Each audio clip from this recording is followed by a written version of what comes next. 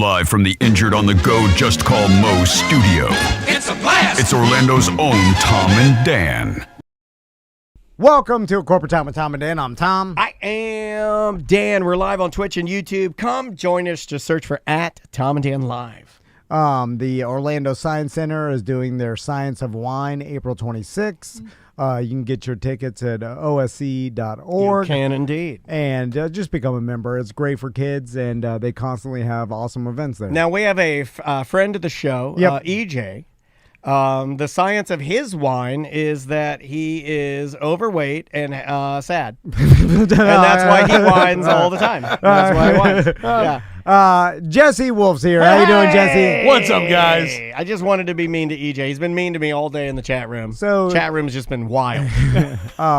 Jesse Wolfe, local influencer. Can I tell you something serious? Sure. You came in here and I said, "Hey, Tom, it's Jesse from Odang Hummus," and then I realized, in my haste, and I've been calling you that for 20 years. Yeah. Well, you just know the person from when it started. Yeah. And I felt like immediately I was disrespecting you, and I would like to apologize on behalf of T&D Media and myself, Dan Dennis. It's like calling me Drunky the Bear. It's kind of disrespectful. I'm getting a full PR media apology letter here. Yeah, I'm very sorry. Listen, not it's not a negative thing at all. That's a fabric of my DNA, if you will. Yeah.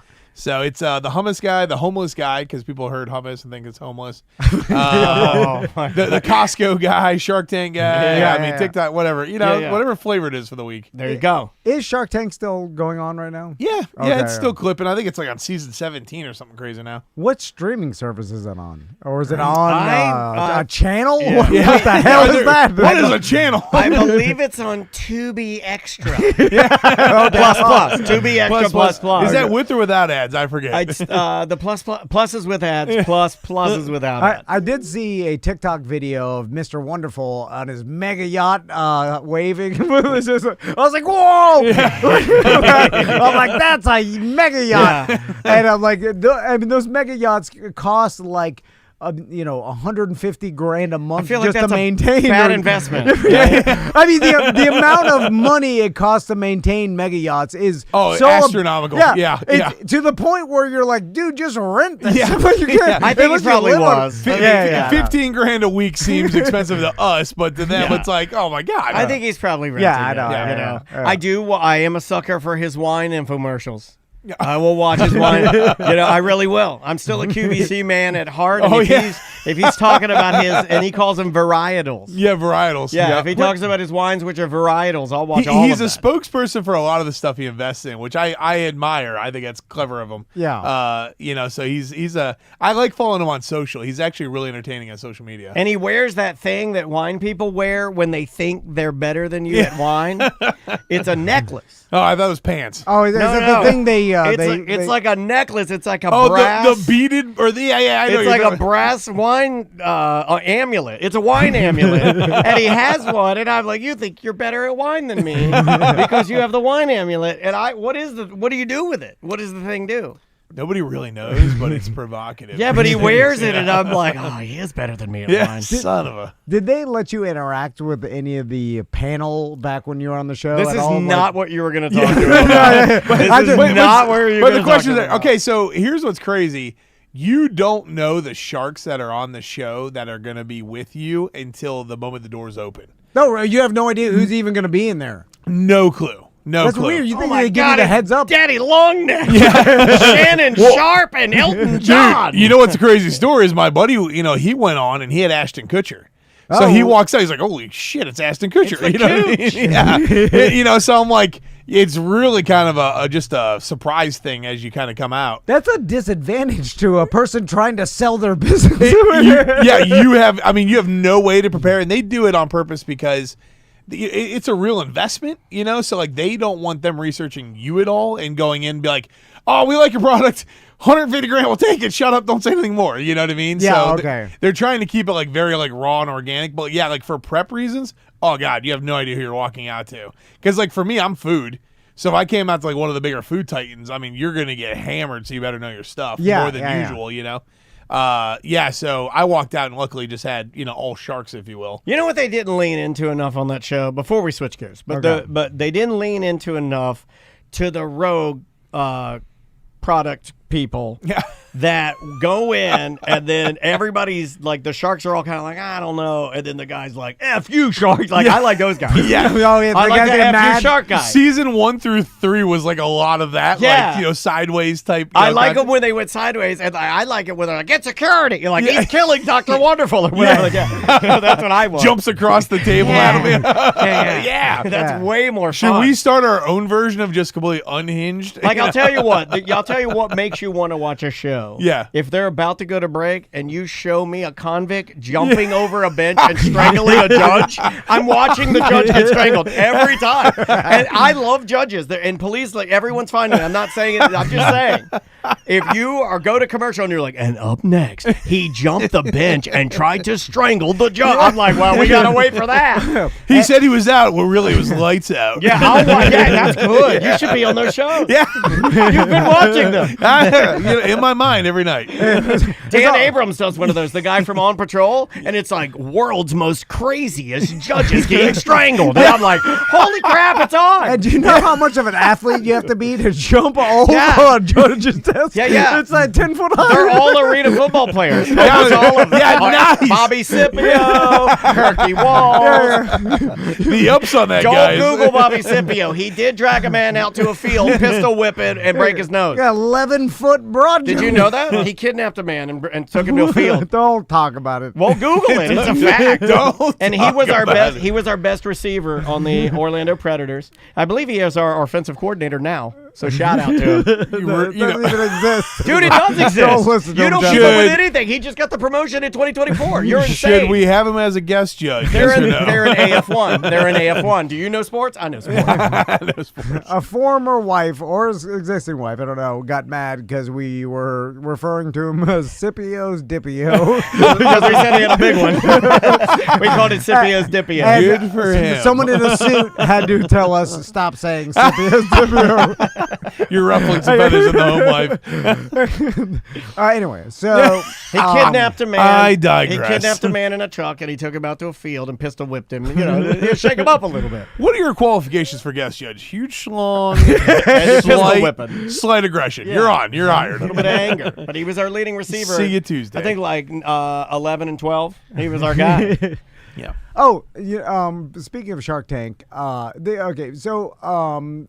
America's Got Talent started riveting. legitimately, and then there was legitimate like poor performances that would get X'd out, right? But throughout the years, like the producers, like I think the softening of our society that couldn't handle people really getting rejected. I've been dying to say that, haven't you, Rogan? What else is it? They can't handle it. Haven't you? The softening of society. I am following the money. Jamie, pull up what a dog used to look like and pull up what dogs look like now. Look, listen, if you could make money whipping a poor tiny girl that sang poorly, that was legitimate, like the networks would do it. They don't care. Like the William Hungs, American Idol. Yeah, all they care about is the money. But so following the money tells me that they have to fake them now because people don't like the real meanness or whatever, or a gentleman's guide. Wow. America's Got Talent has to fake all the poor performances now, and these are all actors. Yeah, and like that was part of the suspense because just like any good karaoke bar, it's a wild shootout, man. Everyone that gets up there, is it going to be good or are we going to brutal? That's what makes it good. Yeah, that's the suspense because like when they wow you, you're like, whoa, dude, where'd that come from? But obviously they determine like this is the way we're going to do it, and they're still a successful show that makes millions and millions of dollars. But so going back to Shark Tank. Do you think after this many years, like because the bad ones are the entertaining ones? Oh, a yeah. lot of times, Yeah. like a bad idea, something like. Do do you think behind the scenes, I think you're far enough removed, you could say the truth. Yeah. Where, where It's been a couple of years. where you think they were like, okay, we won't. This is a legitimate business, but we just paid this guy, this actor, to get an LLC. It's pretty cheap, and then like put together a loose, and then to go pitch an idea. But he's a yokel, and people make fun of him. And we told him like, hey, like really ham it up, and be this character. Well, you think they're faking it sometimes? No, because I mean, again, I think the early seasons of Shark Tank, like 1 through 3, like where I remember there was a guy that was like, I figured out how to harness hurricanes in the ocean to like make gold, and everyone's like, hold on, I'm listening. yeah. Let this man speak. As was everybody watching and the judges. I've always wanted to do that, like to be like a king or somebody, and like some crazy person's yelling the wildest thing ever, and you're like, everyone quiet down, let the man have the floor. A hurricane of gold. You could be the hurricane of gold, dude. That's great. I'm gonna cast you in my movie. Nice. Yeah, and that's what it's called, Hurricane of Gold. Hurricane of Gold. Why would that actually be a Netflix like banger? I think. Oh my God, that's hilarious. Righteous Gemstones. So they threw a couple wackanuts in there, some William Hung. They back in the day, Shark Tank they were worried about TV. They weren't necessarily worried about the end deal. They were like, we want good TV, good or bad. And like when we went on, that was verbatim like what they were saying as we were like auditioning and going through like the steps. The TV mattered, the deals are secondary. Yeah, basically. They're like, we want it to be fruitful, like it'd be great because that's just good, for the TV show to keep going. But they go, the Sharks are worried about the actual deal. We're worried about the actual television. So like the products they put on, like, that's why you don't see a lot of the same type of products on there like more than once, right? The people, they go from like families to back in the day, they had some characters, to young, like I was a college kid, for instance, to, old people, whatever. And Did everything I ever tell you my idea that is stolen from Candid Camera? No, but I'm being serious. You have the floor. Yeah. So Don't tell them about toilet camera. So we put a camera in every toilet. No. So I thought it would be funny if like Max, Hulu, somebody picked up and did a version of Shark Tank, but did it for like all of the products you can't show on Shark Tank. Oh, that would be rad. Like all of Shark the, Tank After Dark. I'm not saying all dildos because I know that's not it. Then you're missing the point. Then take my idea and flush it down the giant toilet. Yeah. That's not what I'm talking about. Okay. I'm talking about just stuff they can't just show stuff you can't do because there's so network. much. Yeah. There's so much stuff you can't do on network. And I was like, if Max got a hold of that and you got like, better, spicier investors, get a Snoop Dogg on there so he can say curse words. Get some rich people that are outlandish and talk crazy, and then get the products to be spicier. And I'm telling you, it's going to be 10 times more popular than Shark Tank. Yeah. I'll tell you right now, I'm on the show, right? I was on there for like 4 hours, like filming. God, 4 hours. 4 hours, and you're just standing there under those lights. It's a full-blown set. Yeah. The one whole side's nothing but cameras. I mean, like 30 cameras stacked on top of each other. That's too many cameras. Oh, Tom only let me buy 6. Yeah. I wanted 30. That was on 30. my original docket. I was like, we need 30 cameras. Tom's like, what do you think you are, Shark Tank? You take 6 and rotate them to the porta potties. Yeah, so like you're on there, you're filming, and like they don't stop it. It's a real meeting. When you walk out those doors, it's just a real meeting. They record the whole thing. So you're out there for 4 hours the entire time. So like the stuff that like got cut was wild. Like at one point, you got like Cuban calling Kevin like curse words. Oh, Mr. Wonderful's helicopter. And they didn't put that in the show? No, so like I'm one of the only episodes I think where like Cuban's like, this black bean hummus is the shit, and they bleeped it, right? Okay. That's the only time I've really ever seen him really cuss or anyone cuss. But during the filming, I mean, they're going back and forth with each other, calling each other, F heads and this and that. Yeah, like, I want him to be like low key passive aggressive racist to each other. And people are like, oh my God, that's how they talk to each other. Yeah, it's like it got pretty like heated there for a little bit, because like. And it wasn't for the show. You think it was like actually legitimately they were talking to each other that way? Yeah, the shark. It's funny because the Sharks, for the most part, I don't think they're necessarily there for the show. I think they just like kind of make the deal fun and colorful. Yeah. And they work with the, and whatever comes of it, because like they're all like pretty colorful people individually. Yeah, and they all have infinite money that they don't need any sort of moral recognition or any sort of popularity. And they want their business deals, but they're aware of entertainment. Yeah. They're all entertaining people. Yeah. So And we want to talk White Lotus. and we want to talk. Speaking of entertainment. But before we go to that, I have to say something because I would feel upset if I didn't say this. I always got very upset when everybody would bag on who's the blonde lady that looks like a chicken? Oh, Barbara Cochran. Barbara, for being a QVC person, and they would always look at her like, you don't belong here. Oh, that was Lori. Lori's the QVC. Oh, chick. the QVC lady then. They always looked at her like she wasn't, she didn't belong there. didn't they recently file for bankruptcy, QVC? Oh, I think so, yeah. I saw someone. Might have been HS. One of them did, yeah. That's a crazy topic. Like what's happening because like TikTok's like wiping out QVC HSN. Yeah, because with TikTok Shop. And I've seen TikTok Shop. Can I work for TikTok Shop? You absolutely can. Yeah, because it's just selling products to your own listeners, and then getting a portion of it. Yeah, and everybody's realized like, hey, this is a cheap marketing because they only get paid for what they sell. We don't, like that's. I mean, I remember when we ever get this every once in a while, but a lot more at the beginning. Like our advertisers sometimes would come to us and be like, hey, you'll promote my product and I'll just give you a portion of the sales. Yeah. They moved it all to PA. So the QVC closed the HSN location in Tampa. Yeah. So it's funny. We actually had the company I'm in right now. We did QVC in like November. We did and I had a chance to do it years ago with Shark Tank. Odang, and with the 11th hour we pulled out of it just because we had like so much going on. So then I finally got to like kind of live my QVC dream here, if you will, in like November, and that was pretty wild to see how like it all unfolds and how it works and how it operates, the whole 9 yards. I'm very jealous that you got to see that because I love QVC so much. Yeah, it's iconic, right? I mean, like we all grew up with it, It was entertainment for me, still is. It is waning because it's harder to find. Yeah, and I'll tell you, it's still thriving. Like there's still that older audience that buys from it like crazy. Oh yeah. But like I said, the younger generation, millennial and lower, they're really flocking to this TikTok Shop kind of platform, which is individual QVC. Really. It's interesting too. You would think that TikTok would have less, I don't know, brand confidence, for lack of a better term, that you would probably know better. How are companies like TikTok that are kind of propped up by being like, hey, we're stealing your information, Chinese, ooga booga. Yeah. How is that, or are new consumers in a younger generation not concerned about that? Yeah, it's funny because have you guys seen with all the tariffs? Because I used to be super concerned, right? Oh, don't let my stuff out. Don't let my stuff out. Don't let this out. It's out on the internet. It seems like, no, I know, but it seems like younger people are like, they don't care. Is that a Chinese spy website? Oh, is that $5 cheaper? Let me order it. Like, I don't care. I just think like we just had a full conversation about the other day about like just motivation of the younger generation right now, period. And it's like, us, coming out of high school and going to college and all that jazz. What did you want to do, right? Get the job, buy the house. That was success, right? Yeah. That was, and you got to do it by certain ages.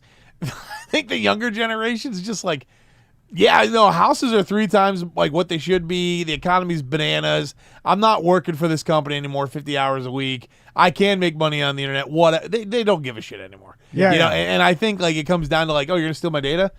What are you gonna get, right? Like, I don't, the whole mindset, I don't have anything. Like, screw off. Yeah, it's also digital, and so if you steal it, they know who stole it. Yeah, and it's insured. They'll give it back to me. It's like credit card. People are always worried about their credit. Like I was never worried about someone stealing my credit card because every time I did have fraudulent charges, I get reimbursed. We had one yesterday. And then, 2 days ago. And so I was like never out anything. Really so bad. then I was like, well, who cares? I'm not like protecting my credit card Yeah. number. Like that's an old school thing. And it goes back to like debit cards. Like, don't let someone get your debit card because they could drain your account or your checking number or whatever. But credit cards, that's literally half the reason you use a credit card is to protect you against things like that. You know what I mean? So, it is the younger generation. And it's funny because we were in deep talk about this the other day. I'm like, they're not wrong, right? Because like we grew up kind of this whole like, live to work, kind of environment. Yeah. And then we're watching our parents get older and retire. Not and me, stuff. brother. I was live to ride. You not see my cane, my beard, and my longer hair? I mean, you are a hellion on your Honda. My tiny little scooter. And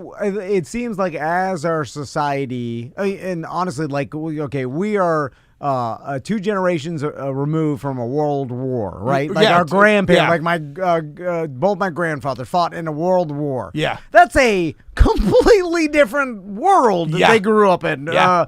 And then just I mean, your sons are fighting in a Roblox world war. It's a Roblox world war. That's hard to say. Roblox World War. And then, so we could all agree that, at least in the United States, and not for everybody, but for a lot of us, and I'm guessing a lot of people listening to this, life is pretty comfortable. You know what I'm saying? For the most part. Like, you may have a harder job, but I'm saying, like, we still have air conditioning. We have cars that don't. Oh, there are crazier bad things that we could complain about. For Yeah. sure. Remember when planes were so loud you couldn't even talk when they flew over? I missed that. I missed that. It's like you had to stop talking. And what I'll say, it's kind of funny because, again, I think there's a real definitive line drawn in, like, generations right now where, like, our parents and beyond and our grandparents, they were the ones that were able to buy houses for, like, $18 and, cars for, Yeah. it was all, Like like, an $18 house? That sounds like a dump. no, back then it was a nice place, And then we were the generation that got, boned coming out of college for '08 and then just kind of been. Yeah, but, like, yeah. we never gave up that mentality of, like, like, you could be struggling right now still, but, like, we're still going to show up to work. We're going to grind through it. We're going to figure out a way, maybe. Yeah. We just kind of keep We were at in it. prison at work. Yeah. I'm Yeah, peak yeah, that yeah. guy. At 48, I am Yeah. peak that guy. Yeah, Like, I never got anything other than that. Maybe a little bit now because we own our own business Yeah, yeah, and yeah. I can do that. Yeah. But I am that guy. Yeah, 100, And but it's the- like, show up here and put in your 8 hours a day, Yeah. then we'll Yeah. let you go. Grind it out and die. And you have no. that's it. Yeah, grind it out and die. You cannot determine your schedule. That's insane. Yeah. They determine your schedule. Yeah, this isn't how life. But it's funny because that younger generation's like, okay, we're not gonna grind it out, we're not gonna die. We're just gonna go do our own thing, and like the rest of you can suck it. Basically. But we look at that, And us like, why- grinders look at that, us death grinders, which that's what I call it. I like that, death We grinders. look at you guys and we're like, you lazy. Get to work. You got to grind yourself to death. Yeah, But and it's funny because this is a thing in our generation too, is we get mad that 16-year-olds aren't getting their buying a car and getting their license and stuff. I'm like, they don't need to. They're gonna buy you know how expensive a car is nowadays. Yeah, like, yeah, you're gonna buy touche, right. and get insurance and stuff like. So now you have. Let's just say, a $500 payment with a car and insurance. That's cheap too. Yeah. Like, Yeah, I and was then gonna say, and, you're and then going maintenance, lowball. and then maintenance a month. But let's say even lowball, $500 a month. And then the person's like, well, like a lot of the communication I have is online, and I see these people online or keep up with whatever. I'm not going to that many places. I'll Uber or whatever. I'm saving money by not getting a car, and I'm not hindering I have at friends all. now that have given up their cars. So Like, then- I have friends now that are going the opposite direction where they had cars and they're like, well, now I work from home. I'm gonna get rid of one Well, car. and Nick I've seen- Swartzen said he doesn't have a car. He Oh, was just really? yeah, No yeah, shit. Yeah, he got rid of his car. Well, and again, we didn't have Uber growing up, right? Like at 16 Yeah, or yeah. 25 or whatever Yeah, it it is. Now, if they really need to get somewhere, you can Uber, right? I mean, Yeah, that's not crazy. Yeah, we couldn't take a taxi back. That was insane. you know how insane it would be? Yeah, there were taxis going to Longwood or no, whatever. only you know what I mean? kids that would take taxis were in weird movies Yeah. where they Yeah, would show yeah. up at like rich people. They're orphans. They show up at rich people's houses, and that's their new home. Yeah, it was. You know what I mean? Are you talking about Will Smith? I don't know. Maybe Will The Smith, Fresh Richie Prince Rich. of Bel-Air. I was thinking more Richie Rich. Okay, fair enough. We had two choices. Brewster's Millions. It was drive drunk or sleep in your car. Yeah. And then Yeah. but that was it. We were like, I'm making it. Yeah. But anyway, like, so going back to this generation, and so I feel like the time is valued a lot more. Yeah. And because it is, you start looking at it, and that is the truth. Like, once I got older, I saw how much time and your own free time and doing what you Yeah, want, for how real. valuable that is. Even to the point where I was thinking the other day, like, I wonder if the job of teacher will get more popular as time goes on, because my buddy, Because of summers, my you buddy mean? Dre and Leanne, two friends I grew up in Miami, right? They're both teachers. Yeah. And they both, obviously teachers don't get paid as much as they should, but what they do have is the entire summer's off, Yeah. and they have 2 weeks in the winter, a week off spring break, and then a week off the Thanksgiving, right? Yeah. And they use that time to, and they've used it the whole time with their family to do their family vacations the whole summer. Yeah. They're not going to Europe, but they're hitting all, and and I'm looking at that. I'm like, the value of this Oh, yeah. life that I'm looking at is is a $500,000 to $800,000 life. Yeah. In my mind, I'm like, to be able to grow up with your kids the entire, spend every summer and all these but memories. it does take a special person to do it. Yeah, but I'm saying, I don't think anybody can just say, well, just because of the offering of the free time, teacher's good for me. I think it takes a special person to do it. You need fair enough. But of course, I'm just saying you start looking at something. Not that that's an end all be all, but that's why my mom loved it. Well, why do you think my mom stayed a teacher for an entire? I mean, my mom could have obviously gotten other jobs. Yeah, but she loved the freedom that she got. Dad was more the major breadwinner, right? Yep. So mom would get not a good salary, but she would get amazing time off and flexibility. Yeah. And I'll tell you, that younger generation. And this is where we were talking about the other day, like they're onto something, because we should consider our time a lot more in the choices we make because it's the only thing money cannot buy, right? Yeah. I heard, dude, do you guys know Jesse Itzler by chance? Yes. So he's married to Sarah Blakely, who founded Spanx, and he founded like Coconut Vita water. Yeah. Some big brands like that. So they're both billionaires, like, rightfully themselves. And he's great to follow because he's a grinder. The dude's like a real high-performance grinder. And as he's gotten older, he's kind of figured out a way to kind of crack the code, to kind of do what you want, go hard, and do live life to the fullest, but also still prioritize family, friends, etc. And he just figured out a way how to blend both, right? And you can't do that at a normal 9 to 5, and that's kind of his thing. And he did this podcast, man, that rocked my world. Do your guys' parents both live local? Yeah. Okay. My parents are dead, Jesse. Okay. His parents are dead. My mom's right down they're the local. street. I mean, they're in my wife's office right now. I mean, I can literally throw a baseball to them. I can throw a baseball, hit them, and knock them on the floor. Okay. Sorry, Dan. Fine. So he did this thing with this guy where he was like, your parents still around? He goes, yeah. He goes, where they live, New York. He goes, how often do you see him? He goes, once a year. He goes, how old are they? 65. He goes, all right. So you see them once a year. They're 65. Let's say they live to be 75, right? Average, kind of age. He goes, okay. He goes, so you're going to see them 10 more times before they die. Yeah. And to me, it kind of stops to check you. Like, how many times do we tell our friends, I'll get beers with you next week, and then it turns into 6 months. But I love doing that. Yeah. I will say it does we're feel all so super good. I do good it all at the time. Yeah. I'm like, hey, man, let's get together. And you know the best way to do it? You go, let's let the ladies plan it out. Yeah. And then you never do it. Never happens. Well, then I blame Andrea. Yeah. Out like cold. Yep. It's part of, and it's weird what we're going to transition to with AI and what what jobs are even going to be around. But I'm going to become Batman. I am Batman. Yeah, you can be anybody you want. The mentality used to be you work 40 hours a week, and then whatever that salary is what the salary is, and then you have your expenses, and then you save the rest until you die, and then you give your kids all the money to waste it. Or whatever it's like. And you leave them their inheritance of the house and your stuff, and they sell it all. Oh, I'm not doing that. I already told Andrea I'm not doing that. Oh yeah, Maisie's already proven herself capable. I'm out. I'm spending all my stuff. That's literally my dad's motto, and it's kind of funny because we as siblings, I'm one of 6, the oldest. We say the same thing. I'm like, Dad, live your life, man. Like you don't. Yeah, but they don't because they haven't seen me. Yeah, wait till you see me. No, my dad definitely is. Oh, yeah. But Scott's full ride. Do it, Scott. But he's probably not going to get to 0. No, you know, no. but that's the thing. Like I love a challenge. Hold my beer.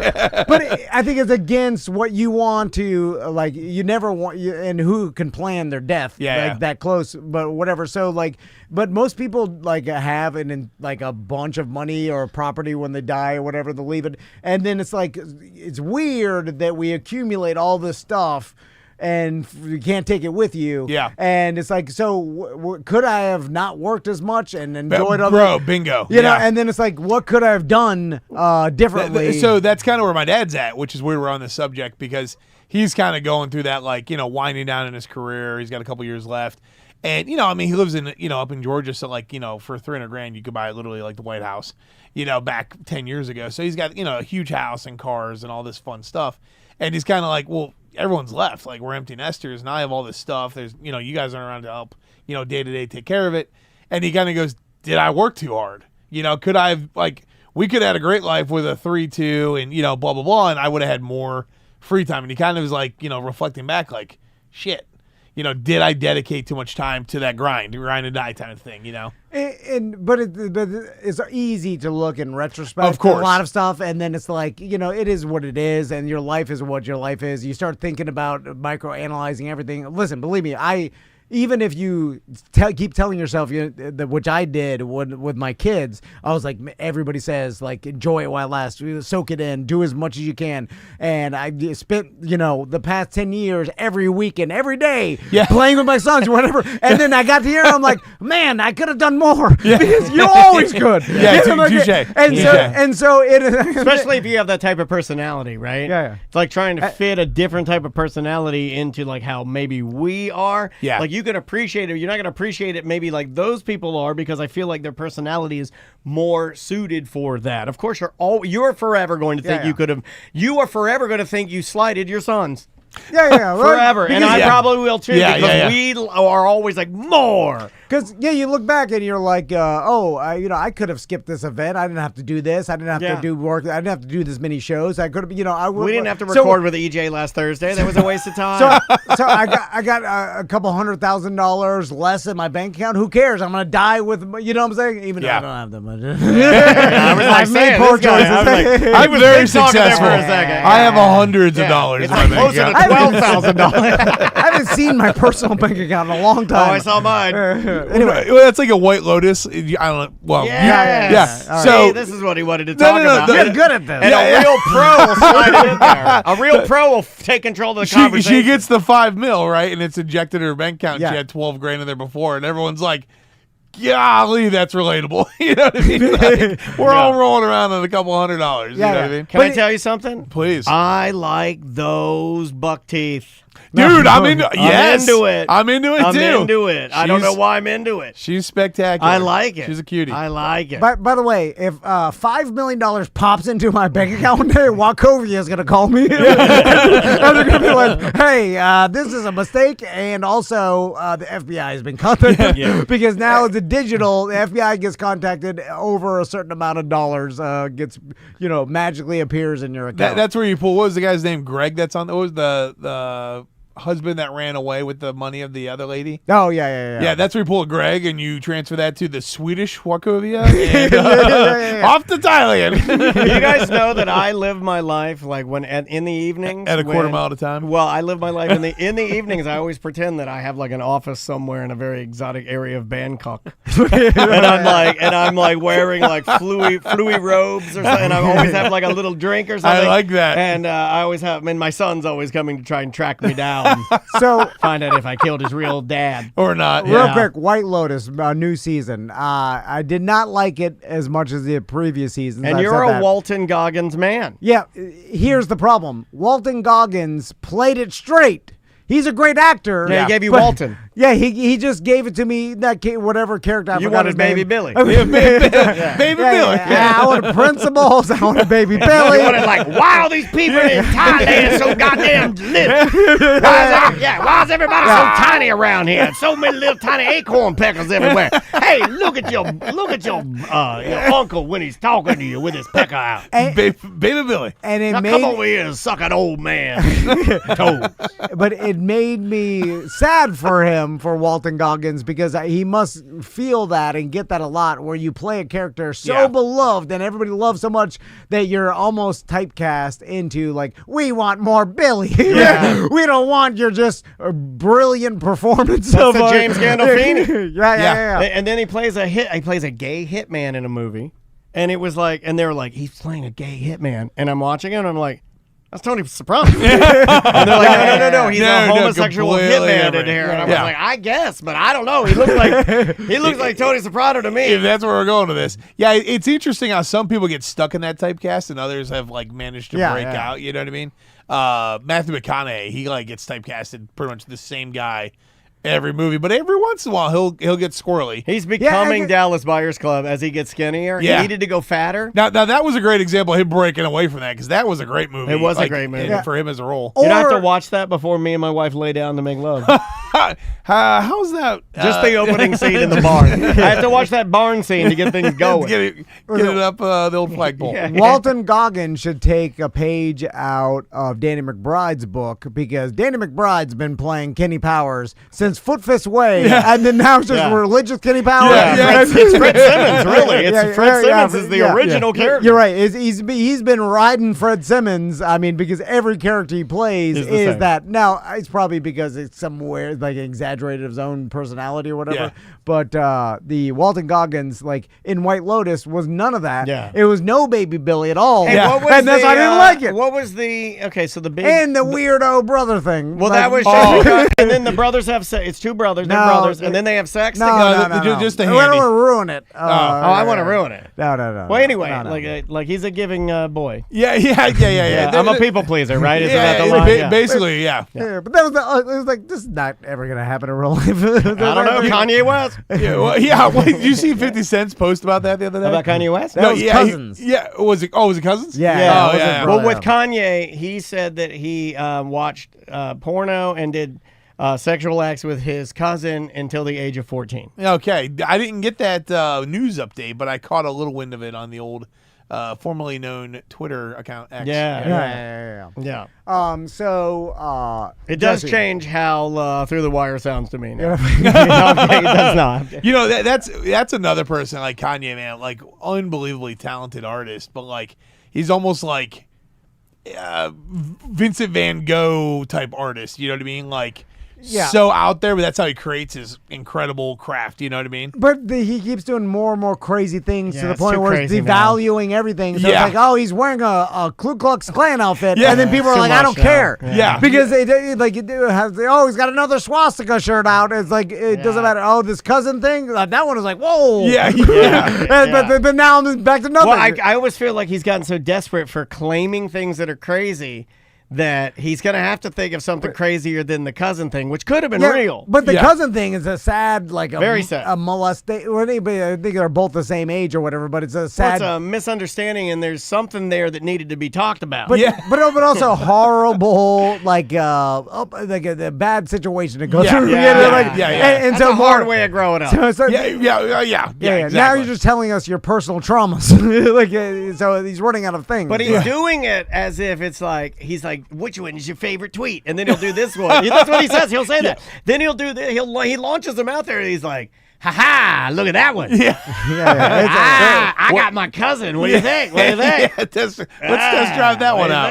Can anybody beat getting their cousin? Anyone? It's like Theo Vaughn. Half the stuff that comes out of him, you're like, is that real, or is he just Theo Vaughning that thing? Right? Has anyone ever told Theo Vaughn that naturally he has the haircut of Captain Planet? Have you ever noticed that? I Googled this one time. It's pretty amazing that Theo Vaughn got.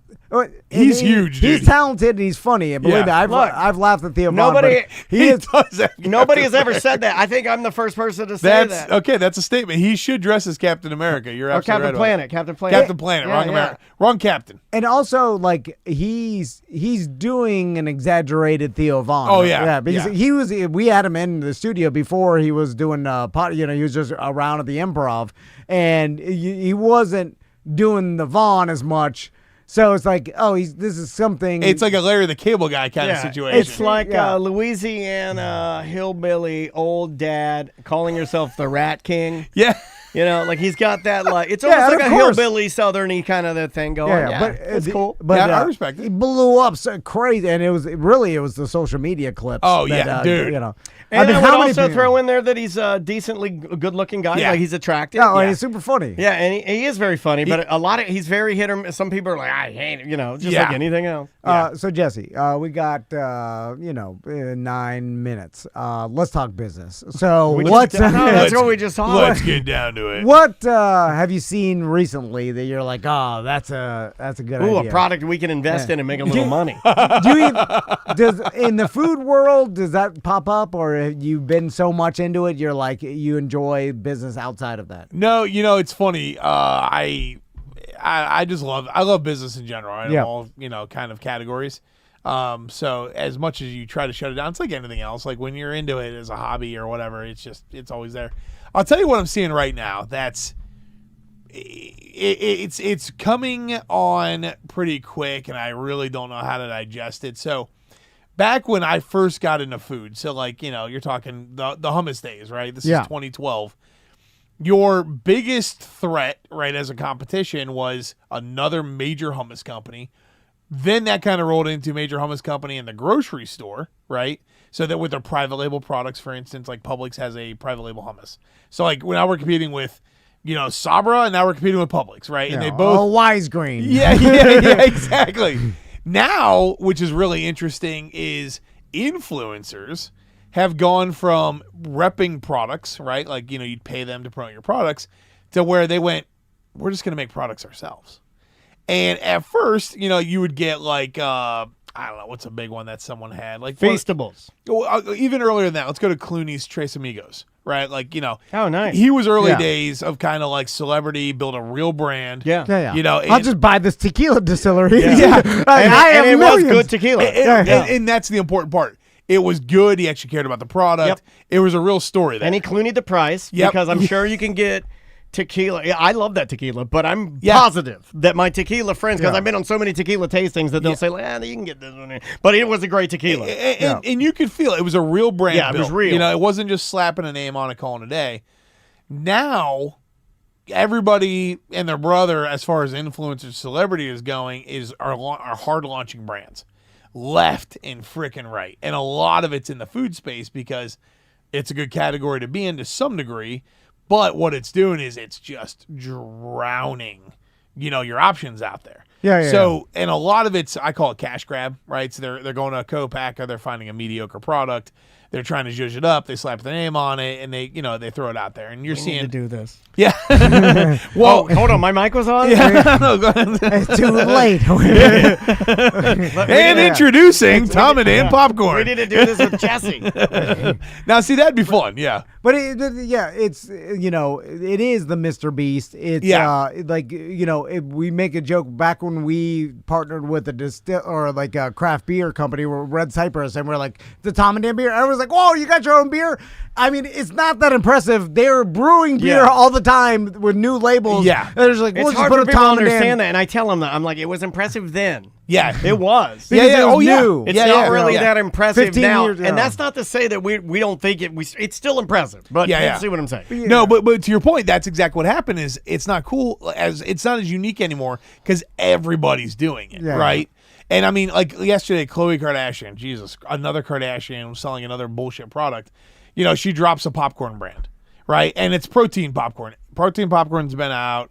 Her protein popcorn only has like, I don't know, 7 or 8 grams of protein per serving. It's not that much. Yeah. Again, it's just another, crowded item now that they're going to put into grocery stores, clog up the shelves. So, what sucks is you've got a lot of really good, up and coming entrepreneurs that make great products that are fighting for space, and they're going to get mowed over because of this celebrity or this big influencer. They got their own personal marketing power. Yeah, and then like... well, they are a company, right? Yeah, more or less, I mean, and you're seeing like in the beverage space, it's nuts, right? With like, Logan Paul and Prime and those guys. That was an interesting play because I Happy Dad, that's one, right? Yeah, Happy Dad's actually killing it. Happy Dad was kind of earlier. I'll give Happy Dad their due credit for sure. Like they came in, they challenged that kind of White Claw space, if you will. And they serviced a group that wasn't being serviced, right? Yeah. Which I thought was fascinating. Where like the White Claws kind of tended to be a little more like female or specified. We tried to do like beer for babies for a little while. And it just wasn't. Why is that kind of awesome? Actually, little tiny little cans, baby beers. And the cans are very soft, so they can crush them on their head. That's kind of rad, actually. Yeah. So where's the pendulum going to swing back to with it? Because you're right, as everybody once every candy bar is some sort of influencer. It's Logan Paul. It's Mr. Beast. It's unspeakable. Well, and I'll give you a great example. Tara Bosch created a product called Smart Sweets, right? It's a sugar-free, gummy, if you will. Smart Sweets blew I bet up. that gives you the fart. Oh yeah, I'm sure that's a natural diuretic if you eat all too many of those. sugar-free gummy bears will blow your beehole out. So, she kind of like revolutionized that space. Oh, the imitation that's come through in the last like 3 to 5 years is unbelievable. And there's like one called Joyride. It's some big, influencer that dropped a product very similar. Now, what's good is it brings competition to some degree where it's like Smart Sweets has to make a better tasting product to compete with Joyride, right? So there's innovation in that sense. But when you get 30 new influencers all dropping the same type of product, it's just, and half of them are coming out of the same factory. And they'll just dump it once it stops making money. Like, they don't have any longevity. They're not going to be reinventing their product to compete. They're going to be like, I'm out. Yeah, right. And along the way, you just killed probably 6 or 7 other brands that were really fighting and caring to do it, right? That's scary. And I think. Just broke. You know what? You can get the hell out of here. I don't know what the pendulum this one looks like yet, to be honest with you. I have no idea because I don't know like what the next wave would be. But I think it's going to be kind of like a little bit of a .com bubble to some degree, where like a lot of the brands are just going to kind of dry up overnight and kind of quit when they realize how expensive and hard and et cetera it is. But it's definitely going to be a rough go at it. So you really. In our team, we're focusing on the niches, right? Like, going down the rabbit holes of niches. And really niches be crazy, dog. That's what I say. Niches be crazy. Niches get stitches. Oh my God, there was a Bob's Burger joke that it blew me off the couch yesterday. Linda Belcher's talking to all these other people that are in a knitting class, and she goes, "What up, my knitters?" and I paused it, and I looked at Andrea, and I go, "This is second season. You can't do this now." I was like, "How do you can't do knitters?" Right? That's funny. It's a very funny you can. joke. I think that's. I feel like someone needs to knit that for a grandma in a nursing home. Like just like that's a sick brand actually. We could mass produce though. Your grandma's caretaker's not gonna find it. Gammy absolutely would love that shirt. Don't turn around the wheelchair. Jesse, thanks so much for coming by. You can come by anytime and talk just with anything. Like, you know what I'm saying? But what if he doesn't want to? That's true. That's why. Now, you guys know. You text me, I'm like, I'm there. It doesn't matter. We appreciate you, man. Yeah. But only because you live close. If this is a little pain in the ass, you'd be like, I got things to do.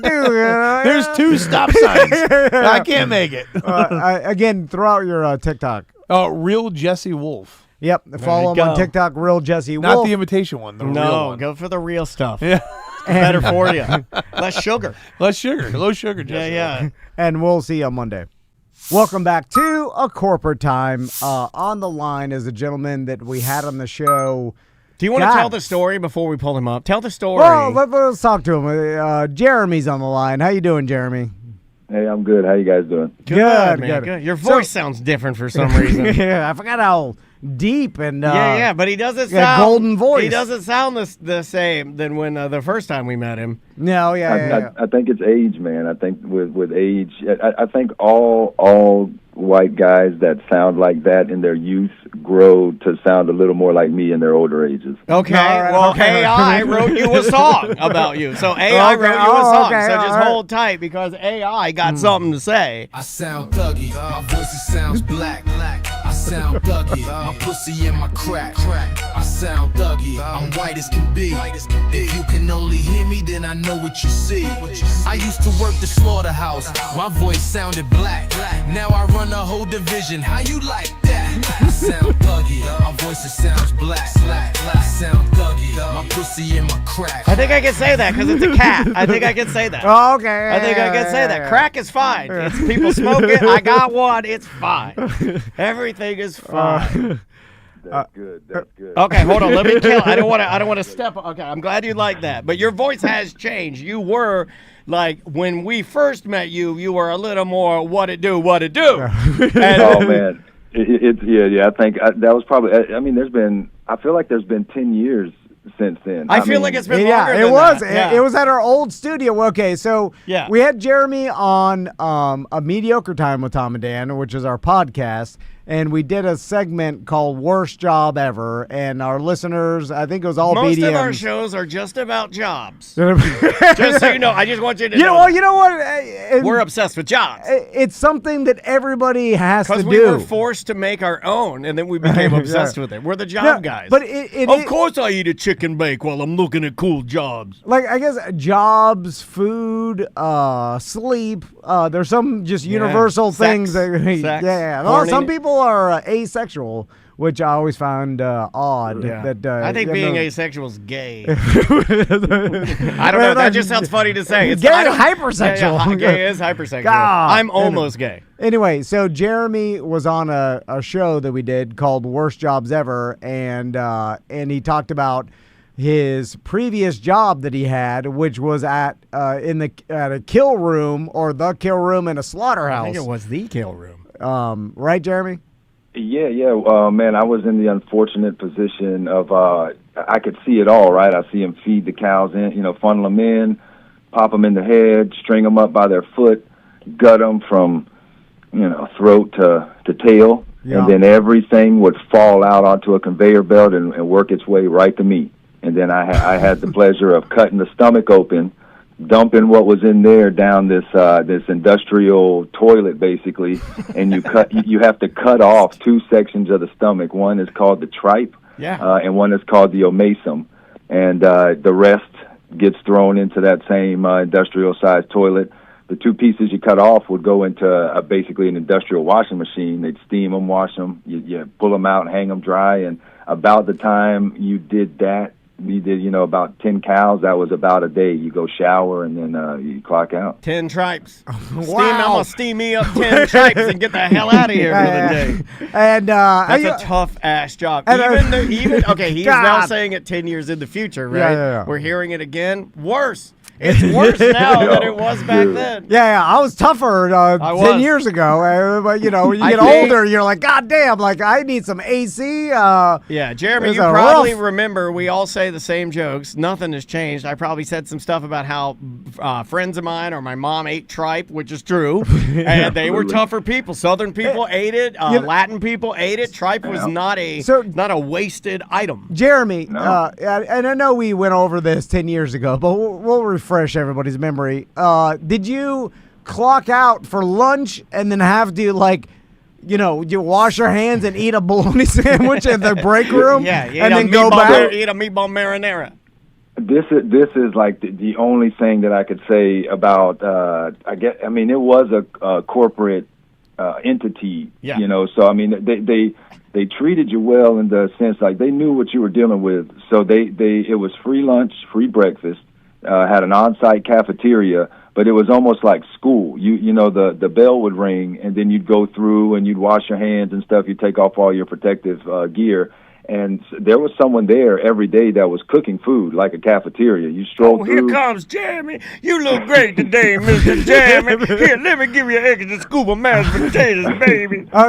They smell you coming for sure. There's no doubt about that. I miss lunch ladies, man, Was because it- lunch ladies are nice, and some kids, that's all they got. Seriously, is the nice, sweet lunch ladies, because their mom and dad are horrible. Was it a decent lunch? I imagine it had to be, right? Because the company is like, we got to feed these people well because they're going to quit. Yeah, it was a small kitchen, but still like a restaurant style kitchen. Oh, nice. And I can't recall the meals offhand, but I know that I was surprised at how good it was. And then the accoutrement, the little bowls of cereal and the little to-go milk if you wanted to snatch a cup. I put They a got couple in Apple my Jacks. pocket. That's how you For judge. sure. That's how you judge a hotel. If they got Apple Jacks, then you're staying in a nice spot. If they just have the healthy cereal, ain't nobody spending money on cereal. So Jeremy, how long did you work at the slaughterhouse?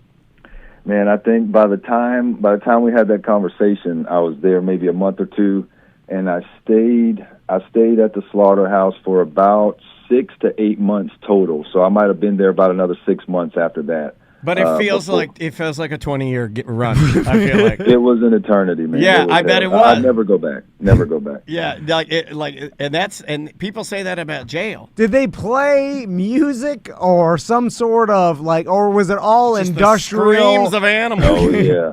It's the whirring, like the whirling of the conveyor belt and the plop of the gut into. And the best part about it is, like I said, they cut them from throat to tail. So there was this sweet little, super-sized bread clamp that they have to put at the end of the colon because that comes out too, And so that thing goes flopping around, and you get that clip flying off. Then you're hearing the screams of the guy that it hits. Oh, you got your buddy gets hit with a doo-doo clip. Oh yeah. Yeah. Oh my God, a doo-doo clip. I don't want to be hit by no doo-doo clip. People should just think about this when they're Also, bitching about their job as they sit there and they're like, my boss is mean to me. Yeah, another report? How dare he? Jeremy, my wife, my daughter and I, boy, that's a Freudian. My daughter and I love the word plop. And I'm really glad you used that because that is an underutilized word that sounds as it is. I love those type of words. Very but yeah, descriptive. of it just laying. Oh God. So Jeremy, let me just put myself in your shoes for a second. Bloody shoes. I'm in the slaughterhouse. What kind of boots you got to wear? Yeah. Oh, white rubbers. Oh, yeah, wellies. some, you got the DeSantis. DeSantis. Yeah. You got the sweet DeSantis. But these are bloodstained. Oh, just like his. If I was to say, I'd be like, give me some camo boots. God. Don't give me these bright white Seinfeld. His is more blood in his hands. Kind of someone's got to have camo boots around here. Just give me the goddamn camo. Like Jeremy doesn't seem to care, but he's going to weave a couple political jokes in there. I like it. Good job. So back to I'm in the slaughterhouse and I'm doing the job and I'm like, this stinks. I hate it. All right, but you're not a complainer, so that's big for you. Yeah. But then and then I go home. I have a couple long neck Miller Lights. You don't drink beer. Yeah. No, I'm just saying in the slaughterhouse. Okay. Because I'm not a White Claw. I'm a real man. I can't be drinking White Claw. That's for podcasters. So, and then, I just go again the next day because I can't, to get another job. Well, what, are you going to march in there and quit? Yeah, well, it's not even that. That's not your style, man. Like, I'm too tired to even apply for other jobs, and then I'm just stuck in this never-ending, circle of going to work at a job I hate, then coming home, getting drunk. Anyway. Who had the worst job? Was it you, or who had the was it the guy that put the clamp on the colon? Who's that guy? Well, funny enough, that was a lady. Yeah, more delicate. I want a lady to clamp my colon. I don't want a man clamping mine. If I'm a dead cow, I don't want no man clamping my colon. I want a gentle woman. Yeah, no one is more equipped to deal with that kind of mess than a woman. Yeah, listen, they're tougher. I have found that in my travels, my life travels, that you find the right woman, she's tougher than men. Not in the statistical majority. In different ways. I'm just saying the right woman is tougher than the toughest man I've seen. Anyway. Yeah, like Large Marge can clean up some colon juice. You know what I mean? Like she's got it. She can clamp anything. So Jeremy, how do you get out of that job? First, I heard you mention the long necks. It was certainly Busch Lights. Okay. All right. Yeah. That's what you're drinking. Keep it That's budget. what you're drinking out there after work for sure. Decent flavor. But it's with the hours, and it was horrible pay. It was $10 an hour, so it's like you're stuck in this cycle. Like you got to have the money, so you can't take the time off. And then the flip side is you don't have any time to apply. At that time, Craigslist. You'll find out by the time we get to the end of this. Craigslist is like was my best friend. The hiring section of Craigslist. I'm sorry. Oh, I thought you were selling those colon clamps. You're like, hey, slightly used colon clamps, 2 for $80. Yeah, I mean, you could put some tripe in your pocket. Yeah, pocket tripe, man. I'll tell you right now, pocket baby. Yeah, there's a market for pocket tripe. No, but there was a sales position, and I always prided myself on being able to schmooze and talk. Sure. I had a sales ability. So there was a position for a mattress salesman in Ocala on Craigslist, and so eventually, I followed up on that and got an interview. So called off of the slaughterhouse job. The old man that owned the mattress store lived in Michigan. So he would come down, just old greasy gray haired man. What do old white dudes own mattress places, and then they start them, and like I'm starting it in Ocala, and I'm moving to the Ozarks, and I'll never be seen again. It seems like it's a money laundering or something because I've seen these and they're all greasy. Like Mattress Mac is they're greasy. Smoking. Yeah. The mattress industry. All right. So the way I can speak to it from his perspective. First of all, I mean, it was a mess. There were nights I'd be up. Let's just say, I was burning it at both ends at this point in my life. And the irony, And, you're working for a mattress company, and you're like, I'm up all night. I'm like, hey. Because when I come clock in, I'm in the back office in one of the mattresses, passed out because I can't even bring myself out to the desk at this point of the day. Sure. But I've so I get the job at the mattress factory. It's loosey goosey as can be. The owner's in Michigan, so I mean we're selling mattresses, and you get this 30-day comfort trial, 45-day comfort trial. Well, when you get the mattress back at these reputable places, it then goes to a clearance or outlet center where it's clearly labeled. Hey, this is gently used. It was 30 days, whatever. No, not here. We're rebagging and we're reselling. I like it. that. I like a rebag mattress. I support rebag mattresses. Put that thing back on the floor. Yeah. Tom told me. And you know what? That's the Do way. you hammer it out, with some sort of tennis racket? Did you know that Tom? That's how Tom sealed the deal. When we started this company, he looked at me and he said, "We're gonna run this thing like we're rebagging mattresses." And I'm like, "Let's do it!" And we shook hands. This old man made money hand over fist because all he did was he found a real cheap manufacturing plant that would they were basically ripping off your Sealy's and Sertas, sure. and kind of making them in that image, but from at less quality, less price, and he had an in on it, and he's just funneling them things from Michigan down to Florida. Florida. Rednecks love a cheap mattress. Yeah, they love it. They won't spend money. How many mattresses I've strapped to the top of an F-150 or thrown in the back Rednecks of a bed? do not like spending money on sleep. They don't like it. In fact, most of my relatives, you want to know why they think I'm like bleeding heart, liberal, horrible person? Because I have a sleep number bed. They're like, you terrible human, you bad person, you think sleep is important? It's a GD waste of time. Yeah, I don't think my dad ever bought a mattress over $100. I'm gonna spend money on something I'm unconscious. I want to spend money on something that makes me unconscious. Oh, I forgot you thought this way too. Thank you for filling in the gaps there. I don't mind sleeping on a used mattress.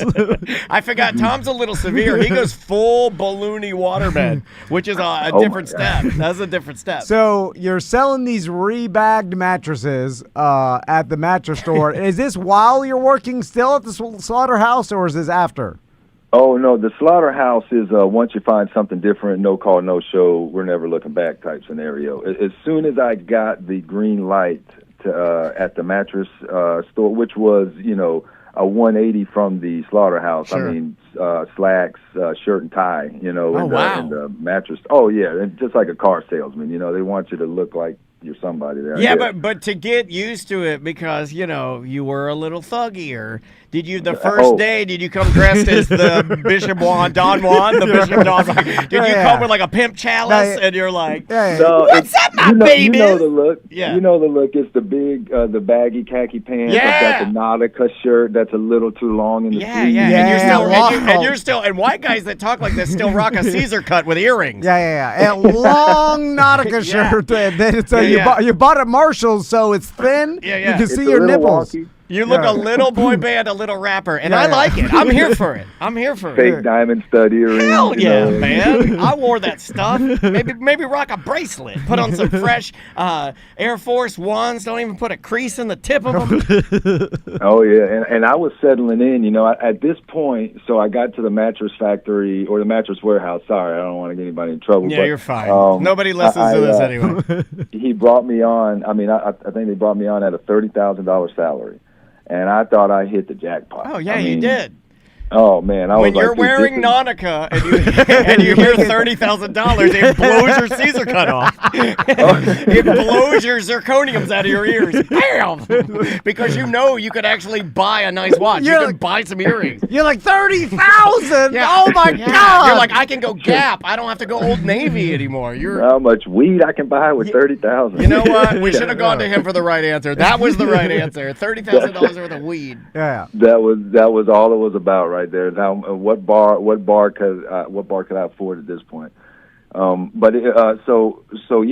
I was set there. I thought, oh, this is where I'm going to spend the rest of my life. This guy just paid me $30,000. Maybe by the time I'm 50, I'll be making $40,000 or $45,000, and I'll really be rolling in the dough. Yeah, and then you'll be like us. A couple of podcasts. You'll be a couple of big D podcasters. Jeremy, I remember when I was an intern at the radio station, and I thought, I was like, if I'm ever able to make $50,000, then I'll be set forever. There was nothing else I'll ever need. No. I mean, that's the pinnacle of riches in my mind. I was like, 50,000.